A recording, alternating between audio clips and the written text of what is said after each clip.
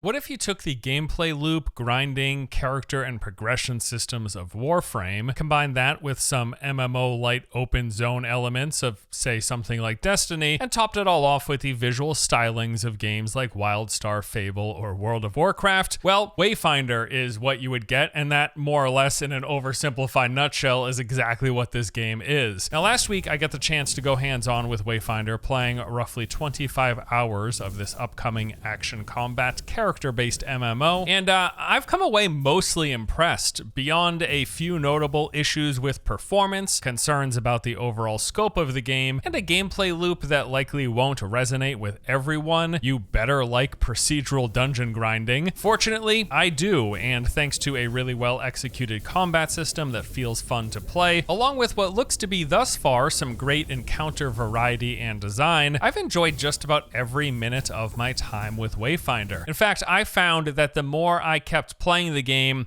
the more I was enjoying it and wanted to just keep on playing, which is a really good sign in my book, as I tend to feel so many games start to lose their luster around the 15 to 20 hour mark, but I have come away just enjoying the game more and more. So today I want to talk with you about Wayfinder. I want to talk about its structure, the various systems and mechanics, what there is to do in the game, like what you can expect in any given session, and then also go over some of what I think they are doing right and what could use some improvement based on my time with it so far. First of all, let's briefly touch on this genre thing. So they are calling Wayfinder an MMO, and it is an MMO in the same way some might consider Destiny or Warframe an MMO. Personally, I would classify this as a shared world game, or MMO Lite gets used sometimes as well. Don't come to Wayfinder thinking you're getting an experience similar to World of Warcraft, Elder Scrolls Online, or Guild Wars 2. It is not that kind of a game. Wayfinder isn't made up of like massive continents that are broken up into large zones that you can seamlessly explore with like tens or hundreds of other players potentially running around. No, its structure is a lot more like a smaller scale fantasy version of Destiny. Basically, the game is broken up into two main parts: the overland open zone areas, of which there are just a couple, and then the instanced dungeons where you are likely to be spending most of your time. In the open world, you will be seeing a handful of other players at a time. Dungeons will include groups of up to 3, and you'll see the highest concentration of other people, I think around like 20 or 30 maybe, in the game's major towns. But call it whatever you like, honestly, it doesn't really matter. I just kind of wanted to set expectations for what sort of a multiplayer shared world game Wayfinder is. And speaking of which,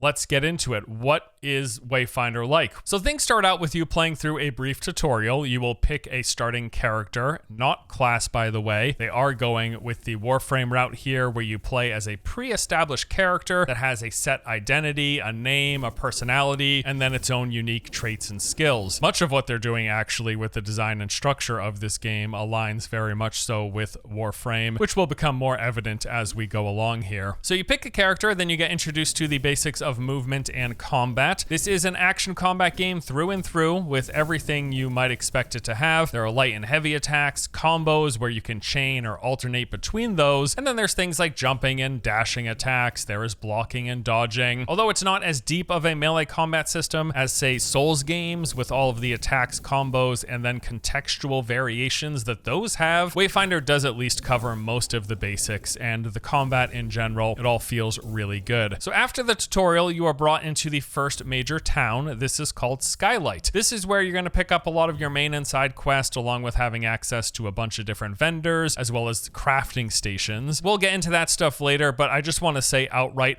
how much I was like immediately impressed with the appearance of this game. Visually, the town's look and design reminds me of a combination of World of Warcraft and WildStar. The buildings and the setting have this real strong Nordic vibe, along with everything being ridiculously oversized, that really reminded me of WoW's Wrath of the Lich King expansion in particular. Like, it all feels very reminiscent of various areas and towns within the Howling Fjord specifically, and I just absolutely love it. But then there's also this like mix of the funky sci-fi tech of WildStar in parts of the city, like in the crafting station areas. You've got all these neon signs and flashing lights, kind of like funky looking. I don't know. I just think this game looks real good aesthetically. I know it might be a little cartoonish for some people, but I personally find it it very appealing, and I definitely think it is one of Wayfinder's strong suits. On several occasions while playing the game, I would just go, damn, this all looks real good. So when you first arrive in town, the game takes you through on a series of quests, walking you through the different major areas, introducing you to the NPCs and stations, and then you go on a brief romp through your very first Lost Zone mini dungeon. You clear a few rooms, fight back a large wave of enemies, finish the dungeon, and then they set you off into the first open zone area. So let's talk a little bit about the open world in Wayfinder. All throughout your time playing this game, you will regularly be directed to these open zones, either through a main story quest, some side mission that you pick up, or just because there are things that you want to do or farm in these areas. I would say that the open areas are decently sized and fully open to seamlessly explore once you initially load in. The open zone that you are first introduced to is called the Highlands, and it's basically like this fantasy woodlands area. So what things are there to do in the open world? Well, you'll go around exploring different points of interest. There's lots of really cool bespoke areas to see here. There's things like the Pit and the Crossroads Foundry, the Bloodworks, Ironstone Keep, Lower Skylight, a lot of highlights, a lot of areas to see. And then all throughout, you will of course come across plenty of enemies to fight. You're going to see things like goblins and bandits. There are mutants and various elementals, as well as wildlife like bears and deer and things along those lines. And every single enemy has a set level. So when you first start out, there'll be some safe spots for you to explore where everything is around your level, but then you will come across places that are too dangerous because the enemies are way stronger than you. Now, as you play, you level up, you get stronger, and then all of a sudden those low-level enemies can be dealt with in 1 or 2 hits, and then you naturally progress to being able to access the higher-level areas. But yes, it does appear like there is no scaling of enemies within the open zone area. There are public events to do scattered all throughout. There will be small ones, like you'll come across these locked chests that can only be opened once you kill all of the enemies surrounding it, and those enemies will also have chains wrapped around them, which I thought was a neat little touch. Then there are much larger difficult events, like say the summoning rituals, where you have to eliminate the summoner goblins and a few of their minions before a timer runs out. You'll also encounter these portals where creatures will spawn in from other dimensions, and there's a variety of other just open world events that you'll come across, including some massive world bosses that will roam around in particular areas. You will pick up side quests from the various NPCs found in town, as well as some open world quest hubs that are found in the world. Also, some objects found in the world will grant you side quests, and these ask you to do the typical RPG side questing fare: collect some items, eliminate targets, gather resources. There are also a variety of collectibles and resources to pick up, so you'll find ore nodes scattered all around. You hit these, they automatically vacuum up. There will be chests that have loot in them. Some of these will be obvious, others are hidden or even buried. Like you'll find locations where there's some rubble and debris on the ground, and then by interacting with it, the chest will reveal, or sometimes enemies will spawn in instead. And then also there are these memory fragments. These are these glowing yellow orbs. You'll find these all over the place, both in the open world and in dungeons, and they're used for a lot of the game's progression systems, specifically for unlocking new weapon masteries, for crafting new wayfinders, and then for upgrading your echoes, which are kind of like the game's version of gems. So when I first got into the Highlands,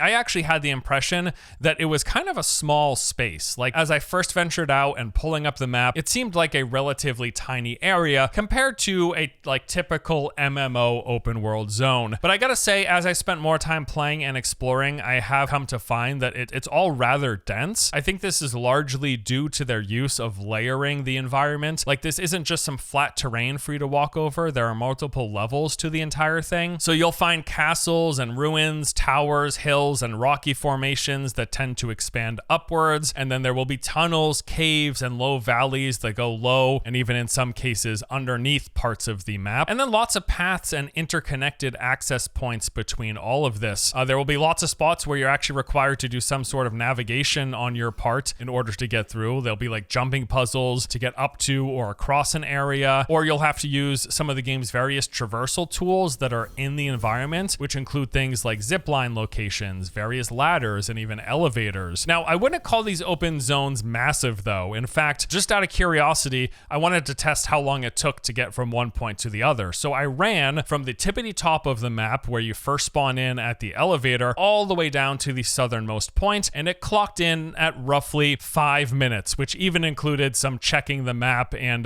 getting lost briefly and having to wait for my stamina to regenerate. So the total surface area here, not exactly huge, but but I will say it is designed and layered in a way that does make it feel pretty dense and interesting to explore. Also, you wouldn't ever really just run straight from one end to the other. There's no reason to. It doesn't make sense. There's no purpose behind it. Usually, when you're in the open world, you are there to do something, be that farming enemies, collecting orbs, participating in events, or doing any of your main or side quests. So just running across the map is something you'll never actually want or need to do, especially since the game has fast travel locations, these signal fires that once you unlock, you can just instantly teleport to between the zone with no loading screens. Now remember, they did go as far as to make the distinction and call this game an MMO, and as such, you will be running into other players. You'll see them engaged in combat with a pack of enemies, traversing the environment, collecting orbs, or doing any of the public events or side quests of their own, all of which, by the way, you can join up with them at any given time. The game does look to incentivize team play by having instance drops, like just being next to someone who kills an enemy or opens a chest would actually drop loot for me to collect as well, so there's no sense of competition when it comes to fighting enemies and engaging with the open world stuff. Now, in terms of how many players you're going to see in the world, well, I'll tell you, the most I would ever come across at any one time, I think, was like 3 people. Although the entire zone does hold more than that, I've never actually seen large groups of players all in a single spot at any given time. They are there, but it's just you're going to occasionally run across them. There aren't really a lot of instances where they're all going to be gathered, most likely, unless you are specifically coordinating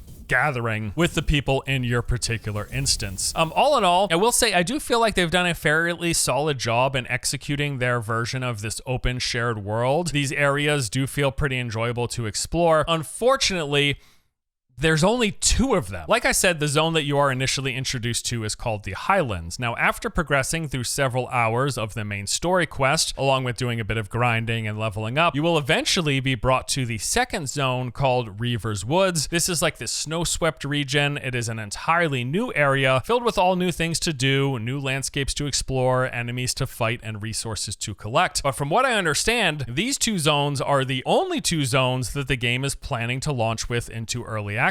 And if that is true, I do feel like that is far too few. I would have guessed or helped for, I don't know, like 5 or 6 zones, if not 10 or 15. But the idea that they're releasing with only 2, I think may very well leave some people feeling like there's not enough open world content. Now, at the same time, none of that may matter because the open zones, you are not going to be spending a majority of your time there. Most of your time, I would guess somewhere between 70 and 80%, will be in the Lost Zones. Now, these are instanced, procedurally structured dungeons that you will be running over and over and over again for the sake of gathering resources, currencies, and the game's loot. Like mentioned earlier, after the tutorial, you are brought through a brief, roughly 5-minute dungeon run. The main quest giver, called Omen, asks you to step into your first Lost Zone at the Gloom Gate, which is this massive, like, dimensional portal sitting just on the edge of town. So you spawn into these ruins and are asked to find the Codex Ember. You make your way from one hallway to the next with rooms connected in between, fighting back goblins and spiders, opening chests, and collecting resources along the way. And then there is this giant purple barrier you break through with your dagger, which opens up access to some more hallways and rooms full of enemies. You keep on going until you reach the final room, which is like this wide open arena. There, a large group of enemies spawn in and an ambush. Defeating them lets you open up the Gloom Anchor, where you collect your bonus rewards, complete the dungeon, and zone out. Now, structurally, this is the basic experience of running a dungeon. It, of course, gets much more varied in layout and appearance, and there is a wide variety of different side objectives, hazards, and puzzles for you to solve, but the general flow is the same. Zone in, move through the dungeon, navigating hallways, rooms, and some bespoke areas here and there, all placed and laid out in a procedural fashion until you finally make your way to this final room where you fight back an ambush or a boss, and then the dungeon is complete. Now, to help keep things fresh though, the game has multiple zones or locations or tile sets, if you want to call it, where these dungeons take place. And this adds a lot of variety to how the dungeons look, to the things that you'll encounter, and even the enemies that you will fight. This isn't just a coat of paint either. Each dungeon location is rather distinct in not only its appearance, but also also the structure and layout and design of the rooms that you move through. So after that initial mini dungeon, you're brought out into the open world and you have to complete a few tasks, and then you're asked to find the entrance to what's called the Codex Halls. Now, this is an actual physical location in the Highlands open zone. So you'll have to go there in order to gain access. You'll make your way over. Maybe you'll do some of the open world activities that we talked about earlier while en route. And then once you arrive, you go through, you complete the dungeon, at which point the Codex Halls then becomes available as a new option to open up and run from within town at that big portal called the Gloom Anchor. And that is how the sort of main story progression is tied into the dungeon farming in this game. There will be various steps in between some of the main story quest, but essentially once you reach a dungeon and then clear it in the main story quest, that dungeon and that kind of tile set is then unlocked back in town, at which point you can just keep running it over and over and over again, and it'll all be slightly different each time thanks to how this whole procedural placement of rooms works. Which, if you're wondering, structurally it's more or less like a variation in the combination of rooms and then the connecting pieces. So you'll have hallways that lead into a small room maybe, and then maybe that small room has multiple hallways branching off of it in different directions. So you go down one hallway and then maybe there's a big room that has multiple levels. There could be some stuff in between that, maybe some side quest or boss or groups of enemies to fight, but then that big room also has some hallways branching off of it. Or maybe it doesn't, and then you head back in the other direction, you go down some other hallways, and maybe you find a room with a puzzle, and then maybe you have to go back to the main area, or maybe that puzzle room now has a branching path leading you further and deeper into the dungeon, and then maybe you come across a little event, and maybe you find a room with a side quest and NPCs. There's so many possibilities because they just basically take this entire collection of rooms within each one of the dungeon locations, and they just piece them together differently every time you run through the dungeon. I think the best way to think of it is that every dungeon location has a set number of building blocks, and then how they're connected and laid out will change from one run to the next. You will not always be seeing the exact same rooms every single run, but yes, it is the case that as the more you play and say you keep running the Codex Halls over and over and over again, you're going to keep seeing the same room types. They will just be presented in a different fashion, but it will get repetitive because that is simply how this sort of procedural dungeon structure works in these kind of a game. But again, each dungeon location has its own separate building blocks. So in total, the build that I played had 9 base dungeon locations. The first one you unlocked was the Codex Halls. You kept on playing. Eventually you unlocked the Undercroft as well as the Repository. And then there were 3 separate mine locations, each which had a different layout and look to them. And there are 3 additional locations within the Reaver Woods, which is that second kind of snow-themed zones. So there are 9 dungeon stylings, more or less, each with their own distinct bespoke layout and presentation and enemies and things and puzzles to do within them, which all combined together does add a lot of variety. And there's a lot of other things to keep things fresh and mix it up further. So everything that I've been describing thus far would fall under the category of an expedition. But on top of that, every dungeon location also has hunts that you can go on, which are basically like single room boss fights. You'll have to craft a special key every time you want to go on a hunt, and then that key unlocks access to a fight of that particular associated boss. Then on top of that, there is the difficulty scaling. So whenever you complete successfully a dungeon run, you unlock the next tier of difficulty for that dungeon. So you start off at level 1. If you do that successfully, you unlock level 2, which will scale everything up to be tankier and deal more damage. With each one of these levels, there is an associated recommended gear score basically, and this keeps on progressing forward. I personally saw as much as 5 difficulty tiers for the dungeons, although there may be more, I'm just unsure. I simply didn't progress that far in the time that I played. Now on top of that, there is also this imbuement system, and this adds another layer of difficulty by enhancing enemies in the dungeons with affixes. So for example, the shadow imbuement will make it so that every enemy that dies will then blow up after a few seconds. Now there are multiple elemental imbuement types, and each one of these will do something different. Adding an imbuement to your run, of course, makes everything harder because of the affix and the enhanced enemies, but then also gives you better rewards. And eventually, as you progress, you will unlock the ability to apply multiple imbuments to a single run, which also, as it turns out, is a good way to farm for unlocking the various pieces required to craft new Wayfinders, because you start the game with one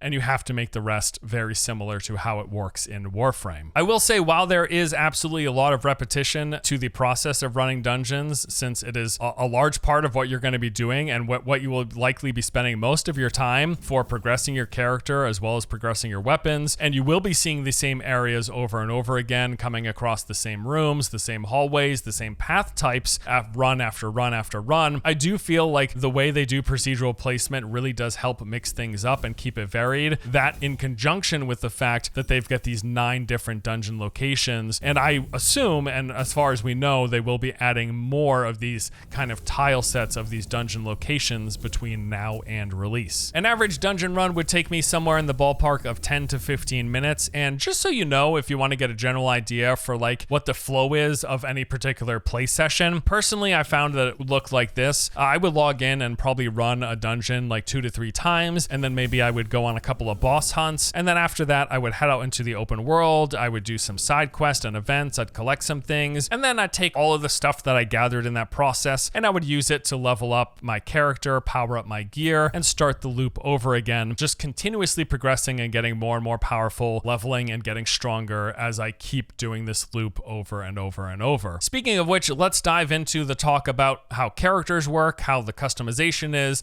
and the game's various progression systems. So as mentioned earlier, in Wayfinder, you are playing as a character. These are not classes like a lot of MMOs do. It is way more akin to how Warframe's frames work. Every single character has a name, they have a backstory, and they come with 4 default abilities along with a few passives. And all of these things, while they can be modified, they never completely change. Your character is your character. Your 4 default abilities are your 4 default abilities. So the game will be launching with 6 characters or Wayfinders in total. There is Wingrave, who is kind of the tank and healer hybrid. Silo, who throws a variety of bombs and can summon decoys. Nis is like a rogue character with a lot of dash attacks, dealing shadow damage. Senja is the brawler or gladiator with melee punches and grapple hooks. And then there's Kairos, the war mage, with a variety of ranged and spell attacks. The game is also launching with a 6th Wayfinder, but that has as of yet not been revealed. I think the rumor is that it is going to be another healer potentially. The character that you first select when going through the tutorial, that is the one that you will be playing for the foreseeable future. They are pretty upfront with this. They give you like a big warning after you play through the tutorial and before you finalize your decision, saying, hey, this is the character that you are going to be stuck with for the time being. Because yes, if like me, you pick Wingrave, but then decide you want to play Nis, for example, you're going to have to do some grinding because all additional characters beyond the first one you select have to be crafted. Now, crafting characters involves basically grinding for these rare materials to create 3 memories of the Wayfinder that you're wanting to play. You combine that with a little bit of gold, and that is how you unlock every additional Wayfinder beyond your first. Now, it is expected that this is going to be a bit of a grind, or very likely that you will be able to purchase the Wayfinders because this game is free to play, and they have been pretty upfront with the fact that they're going to be modeling the monetization after Warframe, and Warframe is a similar game where you start off with one, and then everything beyond that has to be crafted, which will take some time and be a grind, or you can choose to purchase it, which is the other option. We are assuming it is going to be exactly the same here, and I will just say, in the 25 hours that I played, I was unable to craft another Wayfinder. Now, to be fair, I wasn't particularly aiming for that. I wasn't grinding specifically to unlock a particular one, but just in my casual play, I was nowhere near having the resources to craft a single additional Wayfinder. Now, the Wayfinder you pick is only one part of the equation though, because then there is the weapon system. So at the moment, there are 4 weapon types or classes in the game. There are the sword and shield, the 2-handed melee weapons, the 2-handed ranged weapons, and then dual daggers. So every character will start out using their signature weapon. So for me on Wingrave, I automatically had the 1-handed sword and shield. Now, weapons, beyond having their own particular types of attacks and combos, they also come with their own ability. So my starter sword and shield was called the Vanguard, and its ability was Power Bash, where basically I could do a shield bash for massive impact damage and guard break damage.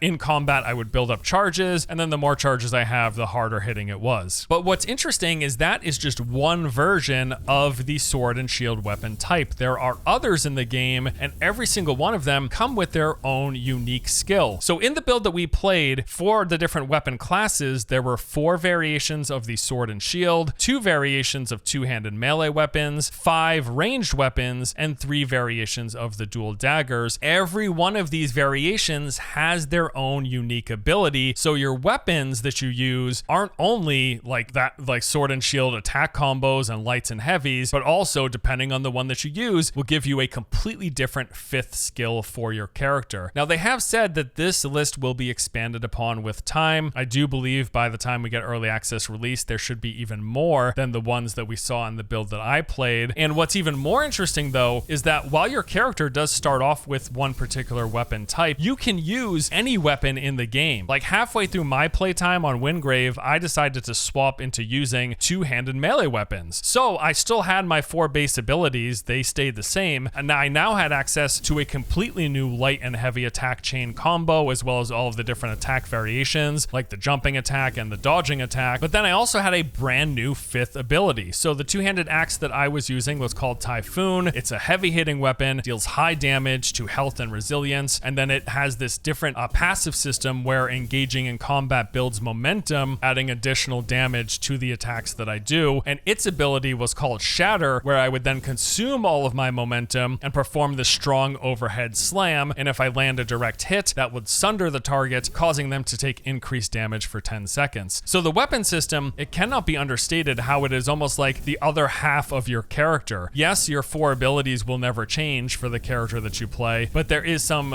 distinguishing of your playstyle and your build as we go into the other parts of progression. But combat changes drastically once you switch your weapons, because while I started with a sword and shield, I swapped to a two-handed axe. I could then also, if I wanted to, try the two-handed sword that's in the game, or I could try one of the 5 ranged weapons, or I could switch and try one of the 3 dual daggers. And if they can stay on top and continuously add not only new versions of these 4 weapon classes, but I want to see more weapon classes, because there's so much more than swords and shields, two-handed melee, ranged, and dual daggers that they could go with. I mean, in particular, off the top of my head, where's the caster stuff? Where are the stabs and the wands? Like, that opens up a whole new range of possibilities, and it is really exciting, the potential here if they continue to expand on the system, but even just with the system that they currently have in place. Now, there's much more progression in the form of accessories, echoes, the affinity system, and the abilities and masteries, so let's dive into that. So first up, you've got accessories. This is essentially your gear slots in the game. You will not be finding helms and chest pieces and pants. Your Wayfinder appearance is mostly cosmetic besides changing out your weapon, but the gear comes from these accessories. They're basically relics that you find. They'll drop from enemies. You'll find them in chests, but then you can also craft them. Basically, they're like stat sticks. It is a pretty straightforward system. They will have levels and come in various rarities. You will equip the best version and the highest level relic that you have that also has the particular stats that you are looking to enhance. Now, beyond the fact that every relic has a stat boost to it, they will also come in sets. So if you have 2 or 3 of these set accessories, then you get the bonuses associated with that. In addition to this, there is the echo system. This is basically like gems. You will collect these and they provide stat boost, increasing your health, weapon, and ability damage, things like crit or other offensive and defensive stats.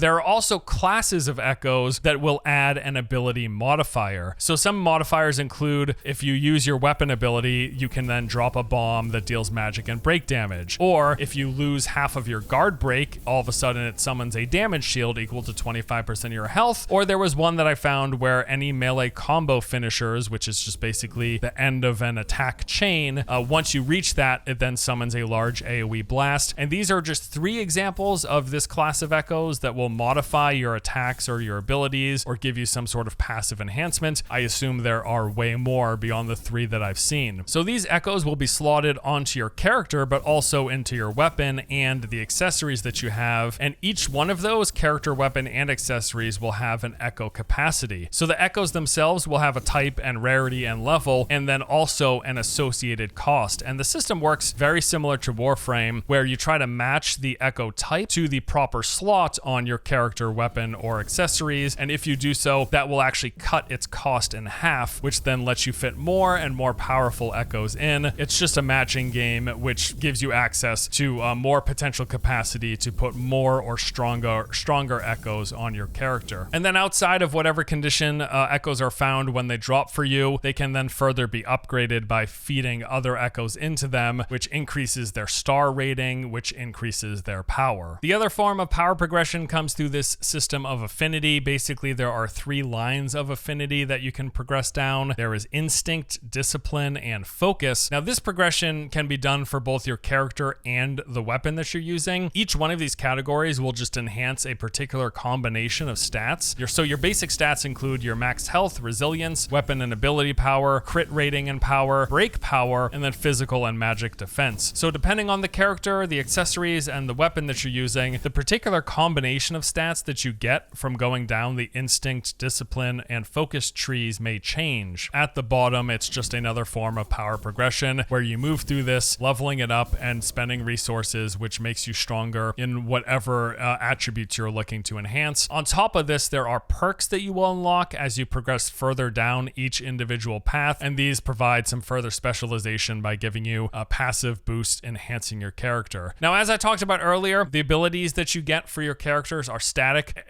Every single Wingrave has the 4 same abilities, for example. Those are locked in and they never change. However, as you level up your character, you are granted points to enhance those abilities, but there's no choice here. There's no like branching tree. Basically, every ability has 3 tiers of upgrades, and then as you upgrade it, it just makes it stronger, giving it additional percentage damage or healing or whatever, just making it better. It is a pretty bare bones system, and I'm actually a little disappointed that they haven't expanded further upon it. I don't know why there aren't at least like 8 options. Like if we can only have 4 active skills, at least have like multiple variations of those. If nothing else, what I would love to see, so that you take the 4 base abilities of my Wingrave, and then once I level it up, give it a branching path where I can change and pick from one of 2 options. Or maybe I keep the original core option, so maybe every ability has 3 potential variations, the core and then two alternates, that then turns out to be 12 potential skills that players can choose from. But right now, if I'm Wingrave, I have 4 abilities. It's the same 4 abilities as every other Wingrave, except maybe theirs are just modified differently than mine. It's pretty bare bones, and honestly, something that I think needs to be improved. I'm astonished that this is what they're going with, but it is what it is. And then finally, for power progression, there's the mastery system. So your character is going to start out with the mastery of your weapon class, like my Wingrave had the sword and shield mastery, but you can then unlock the other weapon class masteries by spending some memory fragments, and those were those yellow glowing orbs scattered around the game that I talked about earlier. It does look from this build like they intend at some point to add a mastery perk system, but right now, nothing's in the game. That is probably just coming later in development. So that is the power progression. Now you might be wondering, well, how does visual progression work? Well, there is none, is basically how it works, or doesn't work. From what I saw, the visual appearance of your character is entirely 100% cosmetic. Like if I wanted my character's look to change, I would have to change the weapon that I'm using or go into the cosmetic tab and swap things around. Now, in the build that I was playing, I don't know if I had access to like a collector's edition variation of the game. I couldn't tell you, but I did have a few options to start, so I was able to change up to my appearance. At no point did I ever find or unlock any new cosmetics to swap on my character. There was no changing of my visual appearance unless I stepped into the customization tab, or like I said, unless I swapped the weapon that I was using, and I found that pretty darn disappointing. I mean, I do wish that they went with a traditional gear system for the game's power progression, because then that would give the variation of gear swapping out and changing as you find new pieces, but no, that is not what they've gone with, and visual changes do appear to be 100% cosmetic. I am, of course, hoping that by the time the game comes out, there will be cosmetics for you to unlock while playing, and it is not entirely tied to monetization. I'll give them the benefit of the doubt, but also it's a free-to-play game, so maybe cosmetics only change by buying new skins. I don't know yet, but in the build that I played, I never found a new cosmetic besides the ones that I started with. So there you go. Which brings us into discussion of monetization. Now, in the build that we played, there was no monetization to be seen. There was no cash shop, not even like a work in progress coming soon tab, but it is absolutely going to be there at release. Of course it is, because this is a free-to-play game, and they have explicitly said they're going to be modeling it after what Warframe does. So what is that? Well, if you're not familiar, a lot of Warframe's progression actually centers around the use of these kind of long build timers. So you'll need to construct various parts for your weapons or the the frames that you want to build, and those will come with a build time. For the higher value stuff, for the better stuff, sometimes that build time can be very, very long, many hours. I mean, it's been a long time since I played, but I recall build times of over a day potentially. So you can wait that time, or by spending a little in-game currency, they let you pay real money to skip those wait timers. Now, I should say, from what I saw, there were no timers for the building, for the crafting systems in this game, but that could change because they have said they're going to be modeling after Warframe, so it's certainly possible. Now, other things that Warframe has available for sale in the cash shop include, of course, there are cosmetic skins, there are the characters or the Warframes themselves, there are weapons that you can buy, you can purchase various equipment and boosters, enhancing boosters, percentage boosters, XP boosters, currency boosters, and there are also companions available for sale. Now, because Wayfinder has said this, here's the exact quote actually, they stated that the game will be, quote, embracing the free and fair Digital Extremes monetization philosophy. Now, in terms of Wayfinder, like I mentioned, I didn't see any build timers, but at the same time, I also couldn't find a cash shop, not even a tentative spot for the cash shop. It will be there though. At the very least, if nothing else, they will be selling skins. And like I said, the built-in cosmetic customization and progression was pretty much non-existent from what I saw. We'll have to see where all of this lands once the game officially comes out. Now, as for my overall impressions, I really liked the game. And like I said, I really found that as I kept playing more, I was enjoying the game more and more, and I wanted to keep on playing. On the good side, I think the gameplay and combat in general feels really solid. I absolutely love the visuals, the design, the aesthetic, the way the world is built, the overworld area, how it's structured and how it is to explore, and even the progression system I thought felt pretty good, although I think it could use a little more variety. In particular, I would love to see more Wayfinder skill variety. As for the bad, well, unfortunately, performance was pretty rough. I've got a pretty high-end rig, and even I struggled to maintain a consistent frame rate in the open world. The dungeons, it was much smoother, but while I was in the open zone play space, it was a little choppy. It was even worse for my friend who has a 2080, and he said he would go down into the teens. Like, the FPS drops were pretty substantial, and it was almost unplayable for him. So whatever the issues are, hopefully they can iron out performance before release. I also want to say that lots of the world felt a little stiff. This is a preview build, so there were things like T-posing NPCs and characters that kind of just felt like plopped in place. Obviously, the T-posing is going to be swapped out, but I do hope that they can add some more animation to the environment and the NPCs within it, because I did feel like a lot of it felt static, almost like I was walking through a diorama instead of like a living world. So I feel like they should do something to breathe a little more life into the game and just make it feel a little more alive. That would go a long way. I also really hope that they launch with more than just 2 open world zones. I hope I'm misunderstanding or was misinformed, and that they will be releasing with like 4 or 5. If not, I feel like some people are going to feel it's just not enough and there's not enough to this game, even with the fact that you are spending most of your time in the dungeons. It would be a shame if that is going to drag the game down. But overall though, yeah, I really like this game. I had a lot of fun, and I think it's got a ton of potential. So when are we going to be able to play it? They are looking to go into early access at some point in May. There will be playtest between now and then, and the game is slated for a full release later in this calendar year. Now remember, it is a free-to-play game, and with that, they are going to have not only a cash shop, but also a season system. So they said the seasons will be released every 3 months, and with each season, they will be including a brand new Wayfinder, brand new weapons, as well as new open world events and dungeon challenges. Now, I do believe that they will occasionally with these seasons also be introducing new zones and new dungeon templates, or those dungeon locations that we talked about, but that is not going to be coming with every season. They have not said as much. It's not expected. I think Wayfinder is really cool. I really had a good time with it. I'm looking forward to playing more. It's definitely not going to be everyone's cup of tea, and it isn't a traditional MMO if we still want to argue about the genre classification of this game. But in my experience, it is nevertheless a fun loot game. It is a fun grinding game. If they can nail performance, if they can work on more combat variety, please, for the love of God, make it so that we don't just have those 4 skills. Make branching paths if you can. Whatever. I'm not a game developer, but man, it seems like a shame that there's 4 abilities that never change for our Wayfinders. Yeah, whatever. We're supposed to play different Wayfinders. I get it. What if I don't want to play different Wayfinders? Well, then the game's not for me. Anyways, that's it for me today. Thank you guys for watching. Hope you enjoyed this video. It is very long, but I hope it was informative and helpful for you. I'm looking forward to Wayfinder. Can't wait to play. I'll see you guys later. Take it easy. Thanks for watching.